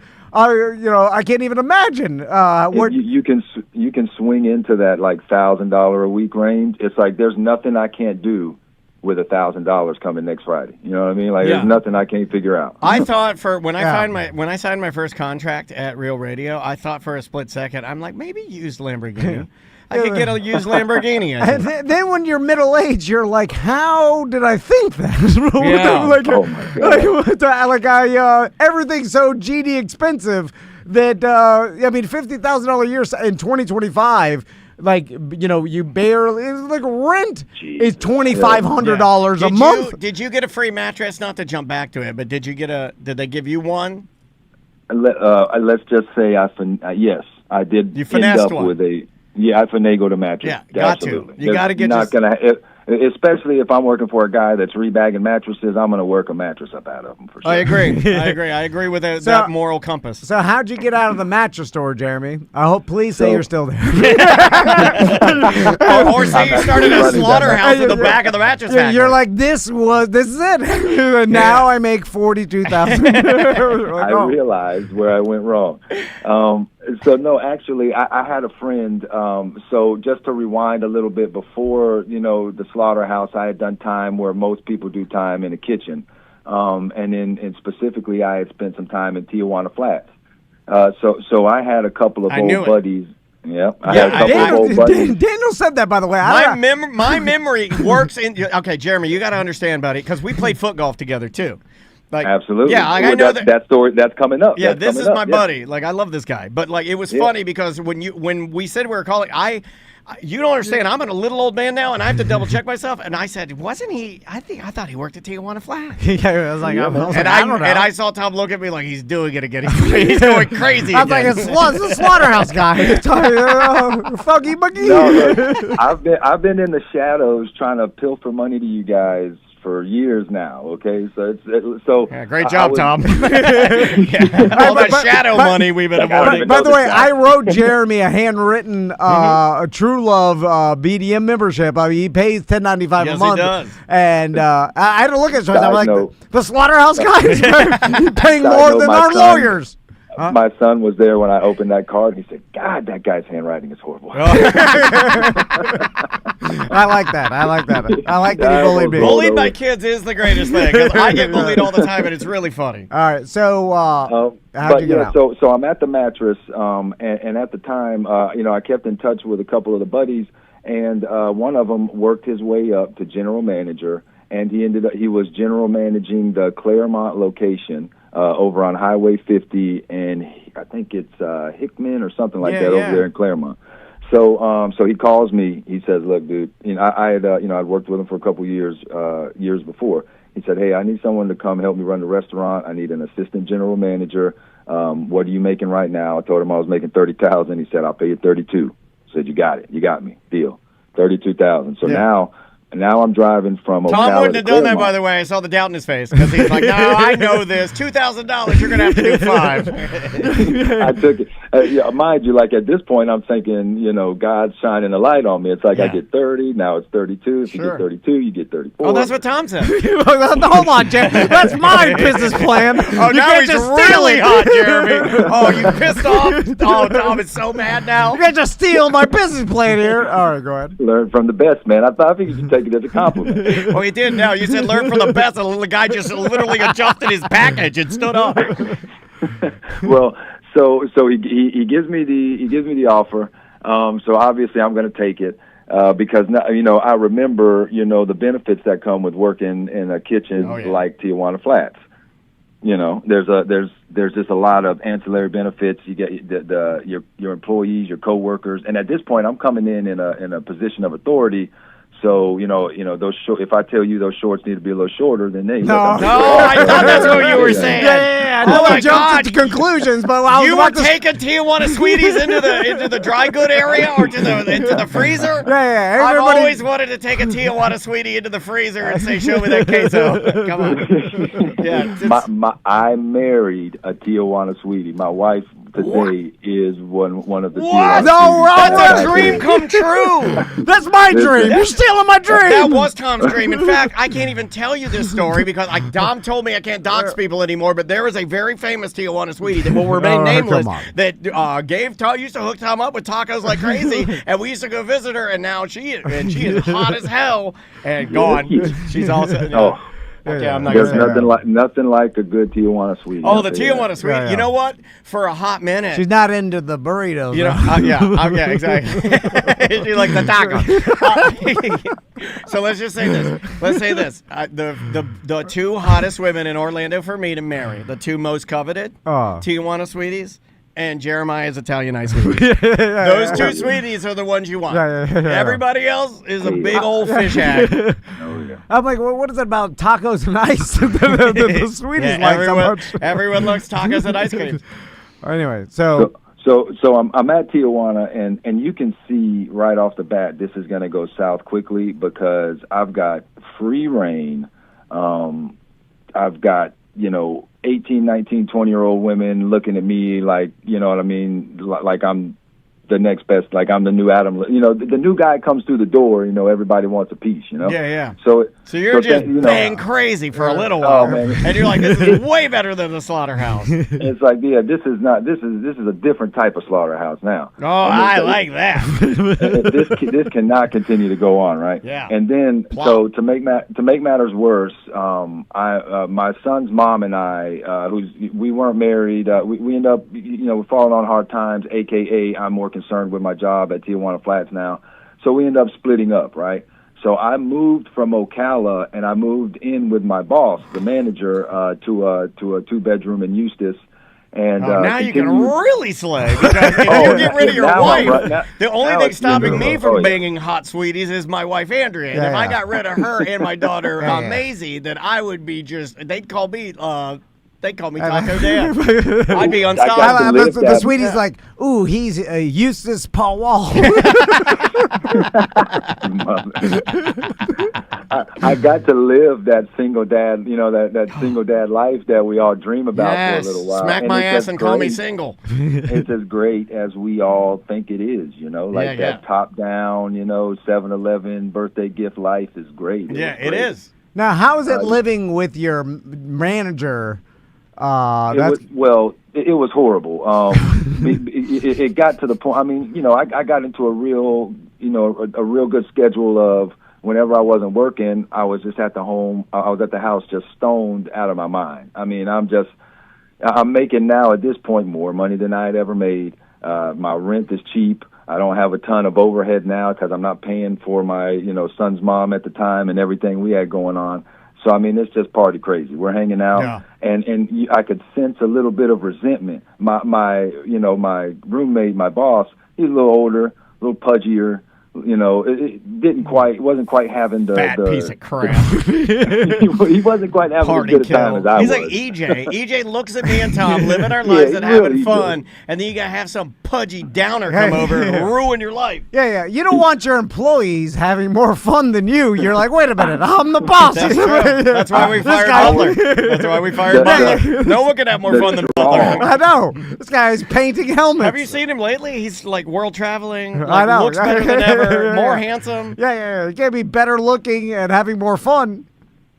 It was actually at this point while I was there, that's when I reached out to Butler, that we became a watering hole for a little while at that Claremont. Yeah, I remember That's right. That's when Butler was cheating on his wife with the sweeties. Don't say that. I love launching little things. I launch little they're Chinese lanterns into the sky. Yes, now I remember. We took company funds and donated for the foot golf. That's when my boss was the one that handed you the ass sweat riddle check in the little. I still have a photo of it. Oh, the butt Dan, check. Yeah, it was a butt check. It was soaking wet because it was in his back pocket for the whole golf course. The pudgy downer gave us a butt check. You pudgy downer. Take this check back and get us a clean check that doesn't have your ass sweat on it, you disgusting. It was hot too. Yeah. Let's play in September. We almost killed Jason Guy because it was so hot out there that he was sweating. Oh God. I feel like we called it that year, right? Because it was at Disney, and they didn't have any carts for anyone, so we were walking. We were walking, and it was the most walking that any of our listeners had done ever. and then we ruined a lot of relationships that day. And then we broke a TV, and then the Disney people tried to charge us $8,000 for it. And the news stopped taking our calls after that. Yeah, then we had to stand on business. Yeah, Michelle Imperata and Jason Guy just stopped talking to us, which I don't blame them. I would do that too. They're justified in doing that. News Junkie stopped talking to us because we sweated him out of his pants. Oh, it was a beast that day, man. It was hell. I specifically remember that day. I remember almost throwing up and then having to lay in my wife's car with the air on because it was so hot. I remember that. So, Jeremy, how'd you get out of the flats? So, like I said, I think the last straw was one day I was off. I think I had been smoking and playing video games all day. My boss had a closing shift. He came through the door. We're out of Jason's mom sauce, you idiot. He came through the door at like 1:15, and no words were said, but the look that he shot me as I was reclined on the couch and the room was full of smoke was like, I think he was ready. I could tell. So, it wasn't long. I started looking, and again, I went back to Craigslist.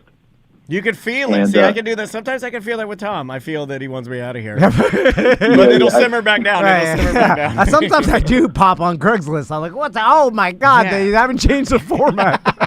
The colors are the same. Yeah, they haven't changed the text or format. You know what's weird too? In 25 years. And also, Craig is dead. And so is Angie. I'd like that. Too. You know what? They're the only ones that got it right. Just keep it the same. God damn it. Yeah, MS-DOS. Everybody else changes, and I don't understand it. Craigslist kept it the same. Anyway, go ahead. Oh, it's great. Yeah. I mean, I haven't been on it in a while, thankfully. But at the time, it guided me to several, even short-term jobs, that filled in the gaps before the slaughterhouse. But hell, that's where I found the slaughterhouse at, honestly. How were you able to bring the Tijuana Sweetie along for the ride? So there was a beautiful Portuguese and Dominican young lady, just turned 18. And mind you, I'm 35 at the time, so this is great for me. She clearly has an interest, and I'm at this point I was getting my son every other weekend. So, what. And I would imagine that your ex-wife at this time loves the fact that you're dating an 18-year-old Portuguese sweetie. Oh yeah,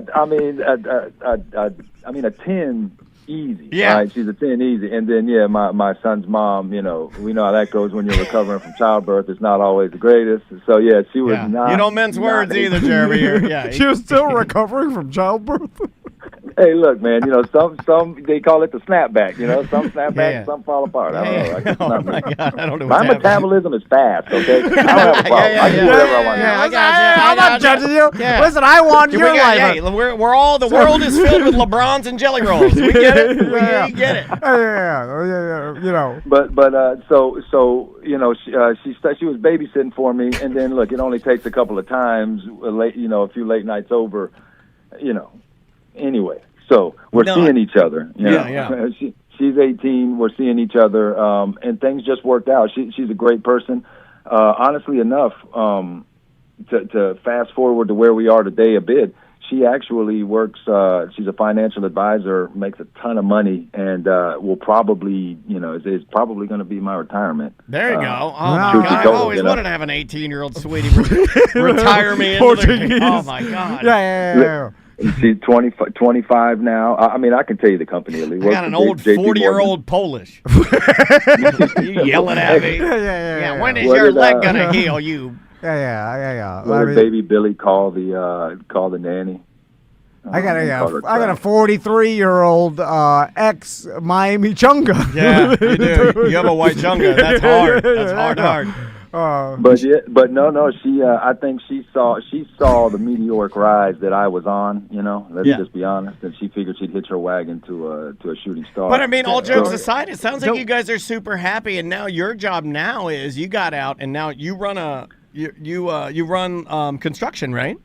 Yeah. So for the past few years, when I left Tijuana Flats, I got into the industry that I'm in now.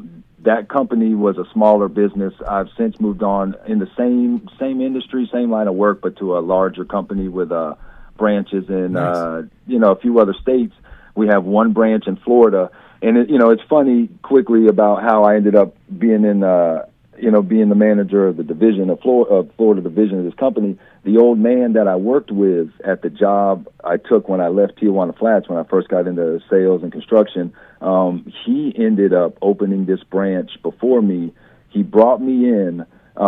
They liked me better than him, gave him the squeeze, and then gave me the reins. So it was a little espionage that went on for me to get it. But I mean, I couldn't. I wouldn't have it any other way. I mean, I like your honesty. You like, dude, I've got a 6-figure salary, company vehicle. I mean, I've got all the benefits. And how old is your and wife a Portuguese sweetie? Yeah, 25, 25 sweetie. Oh my God, 25 years old. She works for J.P. Morgan in downtown Orlando. Oh my God. What I mean? Like, we're doing great right now. Yeah, we just bought a huge house in Deltona. There you go. Oh God, this is my dream. Living the dream. Big wet asses, Portuguese ass out by the pool. Yeah, I've always wanted the biggest house in Deltona. Me too. I used to see it. I'm like, that guy. He's the real king. I'd pass by it. It was on the lake. I think the last time I came in, I was bringing free Tijuana Flats for my job. This time, I'm literally trying to take you guys to lunch. I understand you're busy, but yeah, the car, it's a 180 from before, man. It's well, let's do it Jeremy style. Let's go to a strip club and let's get our hands dirty, if you know what I'm saying. Yeah.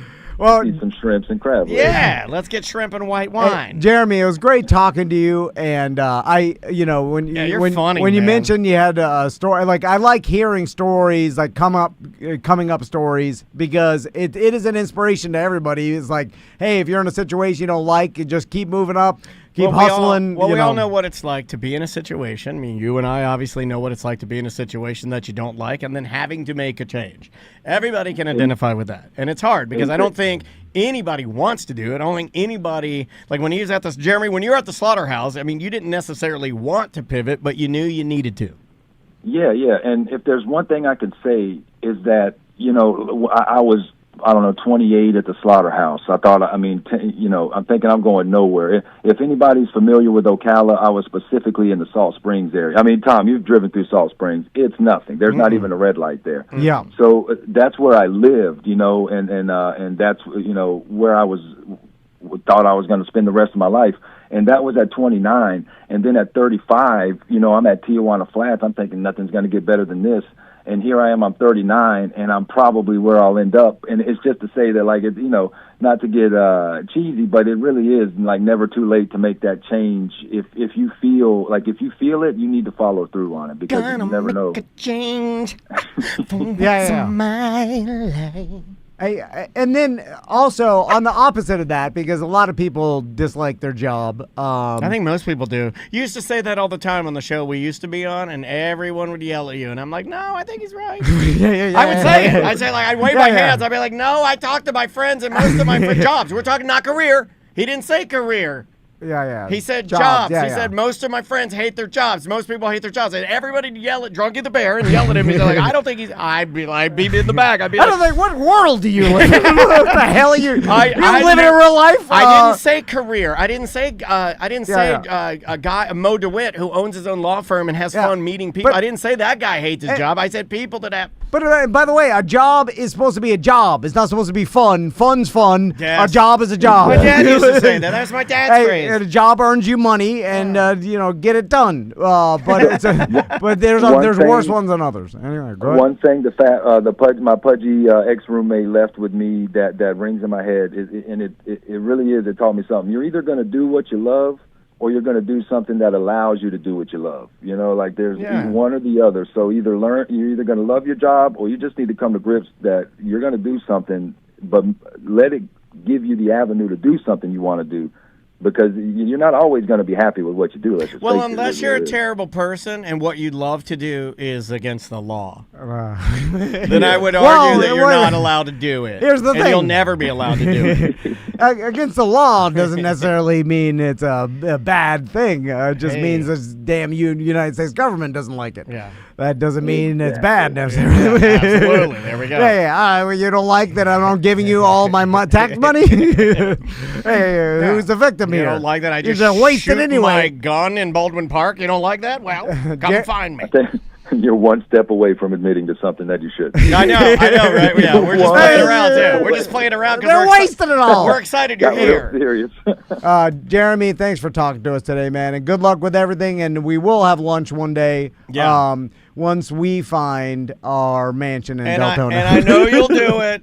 Give that Portuguese one big slap on the ass for me one time, okay? You know it, man. You know it, guys. Thank you for the time. All right, dude. buddy. We love you. Be good. All right.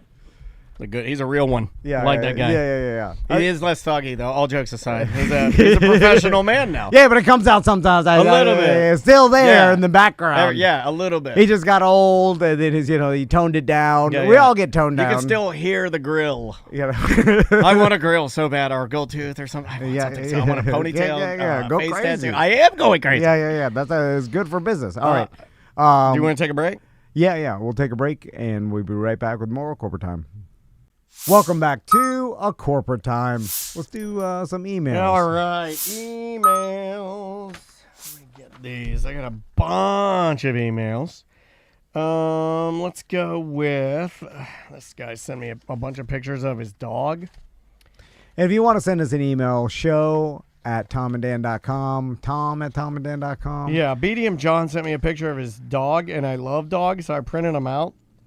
If you want to send me a picture of your dog, I will print it out and I will hang it on the wall here at the studio, and we'll do like Beef O'Brady's does with coloring pages for children.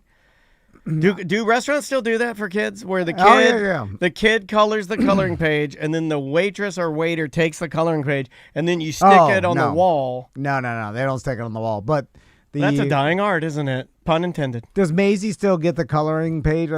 Dude, Maisie, my sons still get Maisie's it. They're like, yes, Maisie has please. been ordering off this whole year. For the last year, she does full adult menu.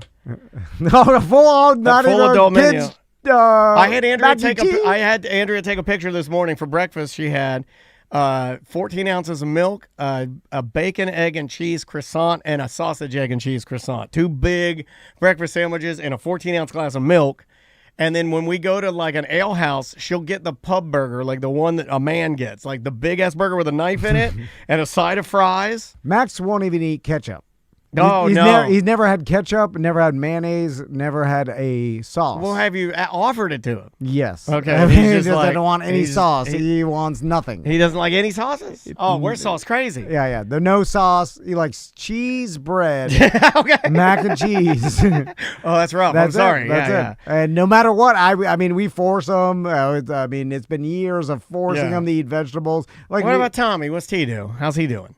better, but not anywhere close to. I mean, he'll eat burger. Tommy recently got into wings, which I'm very happy Yeah, about. Maisie loves wings, dude. She'll rip some wings. So me and Tommy have been eating wings together. Nice. So he likes flats. He's that's a flat smart man. boy. Yeah. Holy crap, you got my kids. Like, honestly, man, it's ridiculous. The things that you tell me that just make me mad. Max won't. Well, Maisie eat like a Hell's Angel. Yeah, she does eat like a biker. She really, really does. Let's go with. I was gonna go with. I said we had some good emails.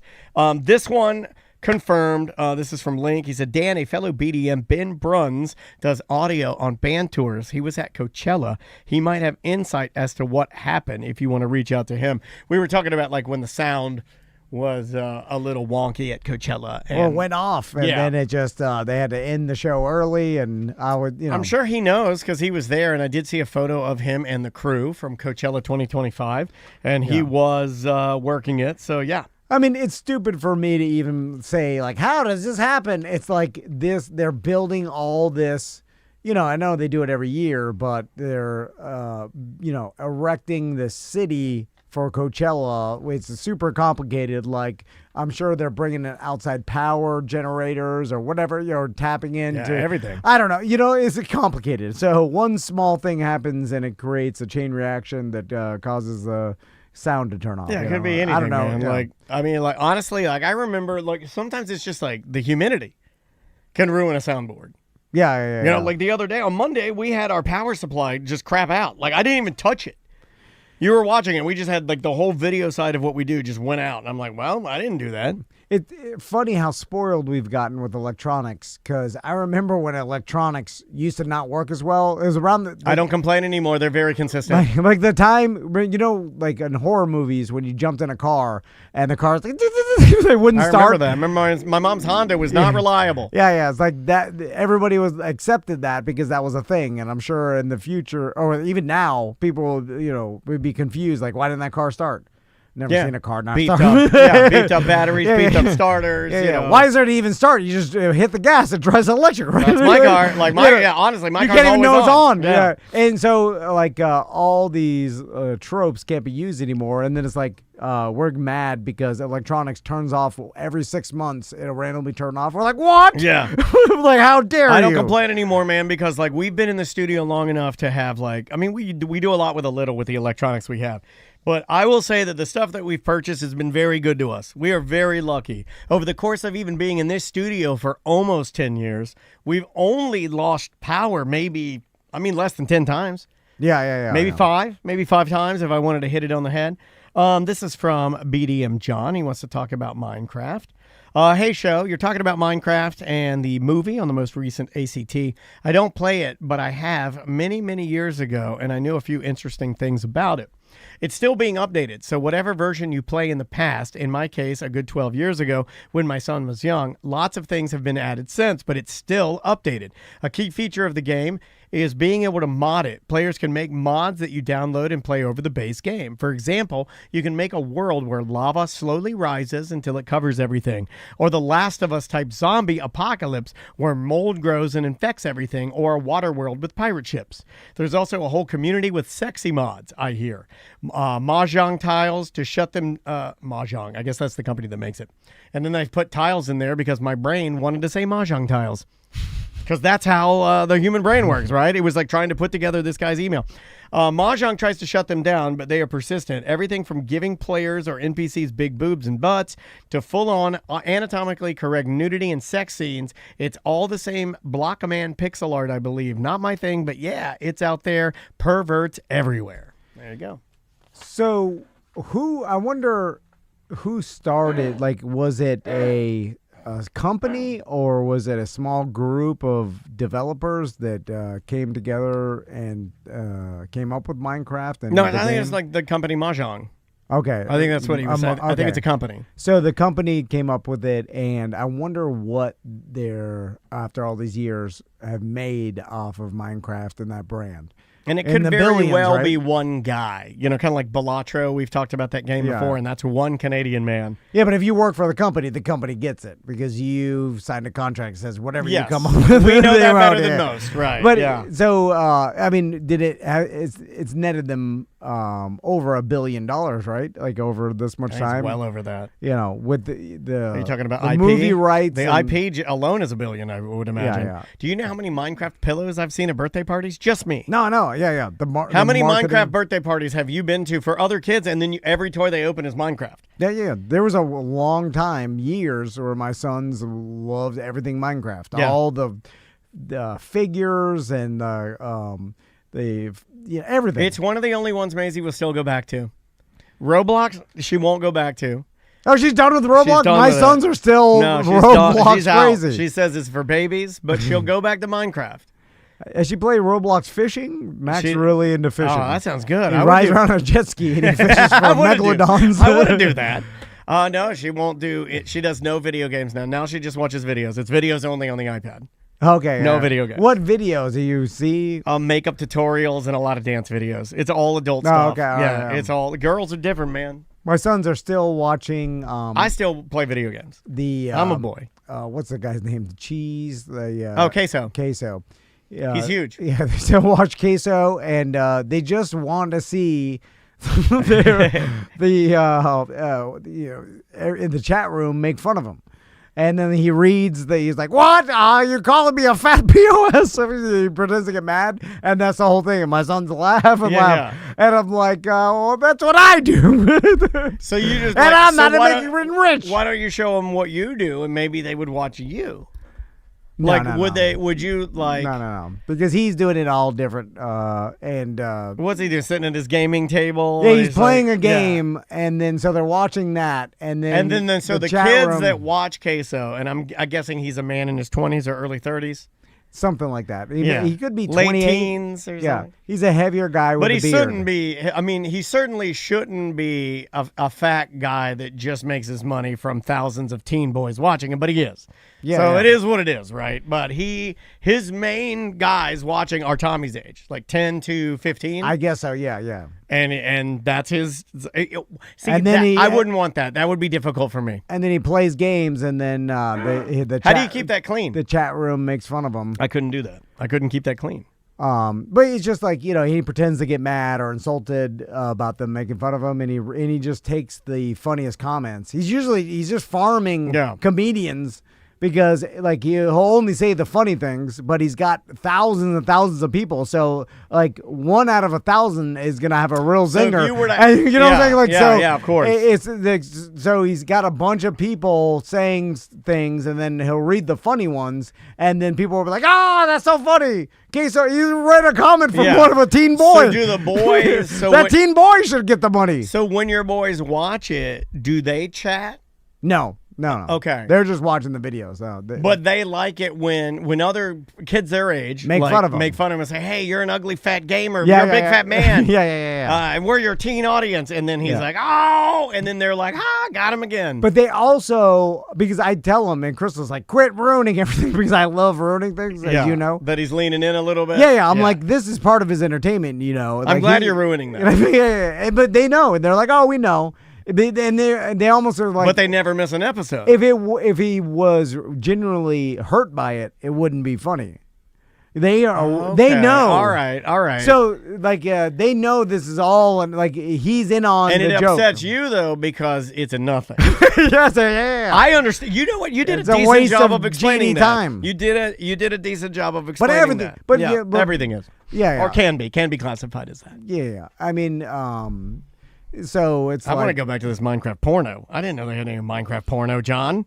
That's not. It couldn't even.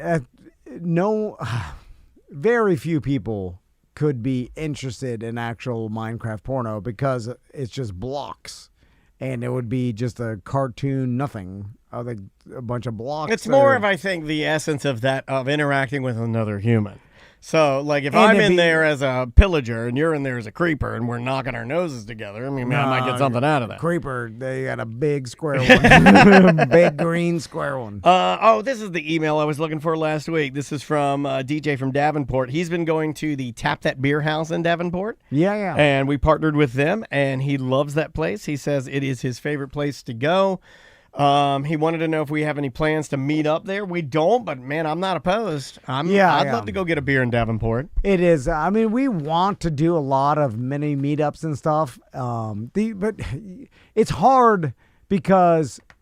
Explain it to people, because we would like to do this kind of stuff, but it is difficult, man. So Tap That Beer House are like, and they're like, and people are listening to this are like, why is it hard just to go to Davenport and then show up for a meetup and whatever? Who cares? Just go Friday afternoon after the show. Yeah, that part's not hard.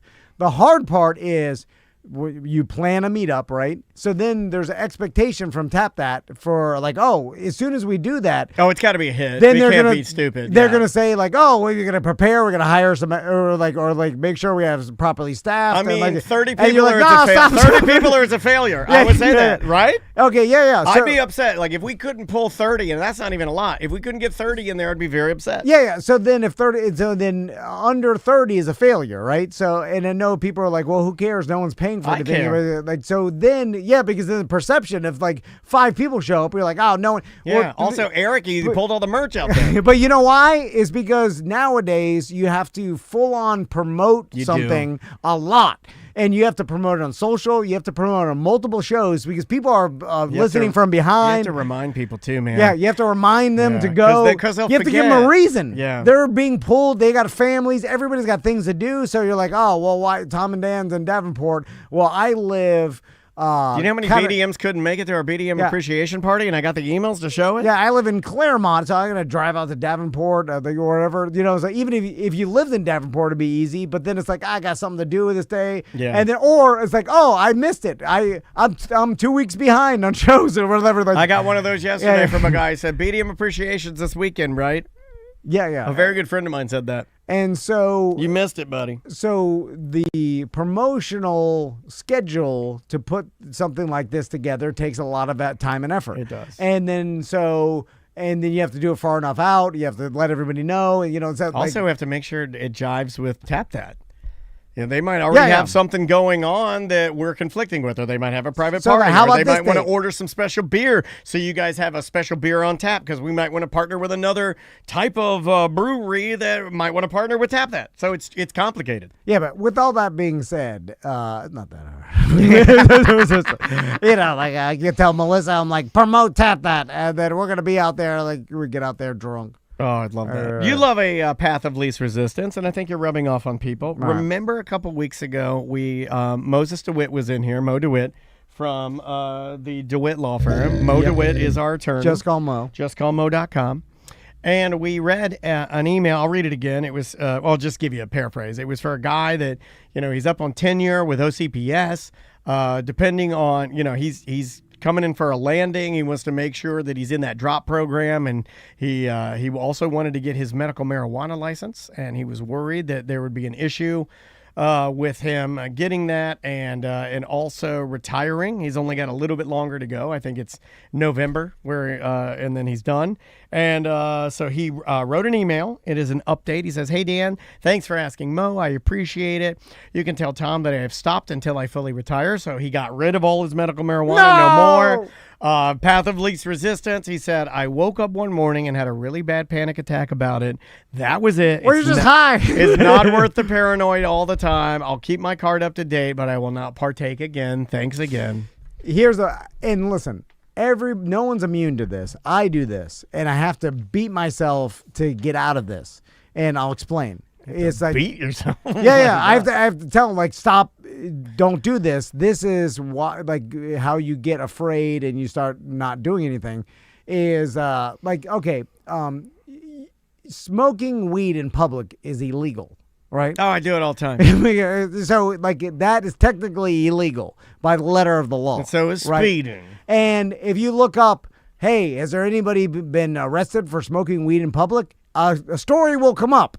Because that's how the internet works. Oh, it takes all stories. This is the WebMD. Yeah. And then you read the story about someone that was smoking a joint, minding his own business, and the cops came and whatever, and then he ends up, because of some prior thing. Yeah, but you've taught me to say that didn't happen. He's in jail, and then you're like, oh my God, I can't go to jail, whatever. So I'm like, oh, I'm not smoking weed in public.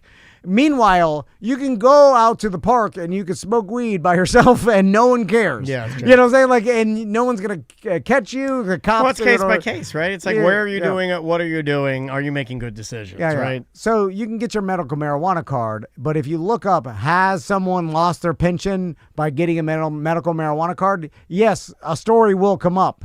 But you understand how many people there are? And this is a problem with our own brains. There's also, every job is different. Yeah, no, of course, but we can't understand statistics. I can't understand statistics. That's why I'm bad at gambling. No one can. Our brains haven't evolved to understand. So when we see it happen to one person, we're like, oh, it could happen to me, but it really can't. And statistically, you know what I'm saying? It's not going to. The probability is you're going to be fine. Really can't. That's the part that people don't like. I think if you addend that, if you say the chances it's highly unlikely, then people are like, I'm on board. Highly unlikely. Yeah. But I rather say can't because I know. if you say highly But unlikely, then people like me will say like, there's a 1% chance. Here's the story. 2012, this person lost because everything. it's inaccurate. Really, it's highly unlikely. It's a 99% yeah. chance So that it will not happen. I wonder how many things people don't do because they search on the internet and they found one story now. It's caused. Well, I mean, it's caused our society to be more scared of pot everything. on a cruise ship, wine on a cruise ship, anything on a cruise ship. People Google and then don't do. Yeah. I know that. One granny got arrested. No, and then you're Andrea, like, the guy pulled Andrea's bottles of wine now, and he's like, "Oh, wine, this will be great." Oh, well, yeah, wine they just hold. That me and Crystal got caught with that on Monster he Cruise. put it right back in our bag. He's it's fine. They used to hold it till the end of the cruise. I give it back to you. But anyway, it's a lot of these things are highly unlikely, but we get scared by one. Quit looking at it. I'm just saying people are going to say quit saying not going to happen. Say highly unlikely. Quit looking at that. I've had a lump in my neck for a long time. For 2 months. The big one that looks like cancer? Yeah. Yeah, it's black. And guess what will happen if I search, what is this lump in my neck? Yeah. Oh, you got that? Guess what I'll see? You see what I'm saying? Where you got that? I don't need to see that. You got that Catherine Zeta-Jones. I got some sort of lymph node infection from having a cold or whatever. Oh, you got that Michael Douglas. You got the HPV tongue. But if I search it, it's going straight to cancer. And then now I got that in my head. Oh, you really I did? was like, you just said that cancer? all the girls in the chat room are flipping out now. Yeah. If I search, can I take weed on a plane? Yeah.